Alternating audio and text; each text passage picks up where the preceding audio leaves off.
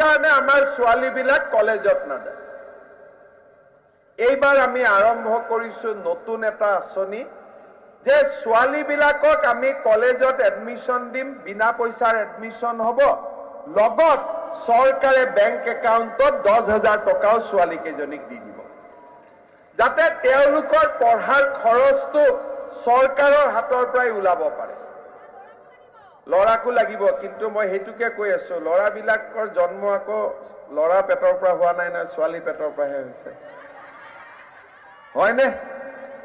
সেইকাৰণে আমাৰ কথাটো হ'ল যে আমি ছোৱালী পেটৰ পৰা জন্ম লৈছো, ছোৱালীৰ দায়িত্বটো চৰকাৰে ল'ব, ল'ৰাৰ দায়িত্বটো দেউতাক মাকে ল'ব, ঠিকে আছে? গতিকে ছোৱালীজনীক আমি পঢ়াম আৰু হায়াৰ ছেকেণ্ডাৰীৰ পৰা ডিগ্ৰীত গ'লে আমি 12,500 টকা দিম, আৰু যদি পোষ্ট গ্ৰেজুৱেটত পঢ়ে আমি 15,000 টকা দিম। তাৰমানে এইবাৰ আমি অসমত সংকল্প লৈছো যে 10 লাখ ছোৱালীক আমি 3 বছৰৰ ভিতৰত কলেজলৈকে লৈ যাম, আৰু সেইকাৰণে নিযুত মইনা, নিযুত মানে 10 লাখ, 10 লাখ ছোৱালীক আমি কলেজলৈকে লৈ যাব খুজিছো। চাকৰি বাকৰি কথা আছিল, চাকৰি পাম নে নাপাম।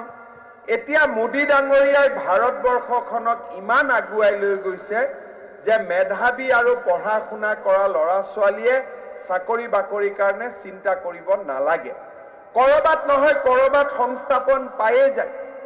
অহা 13 তাৰিখে আমাৰ অসমৰ জাগিৰোডত সেমি কণ্ডাক্টৰ ইণ্ডাষ্ট্ৰী আৰম্ভ হ'ব।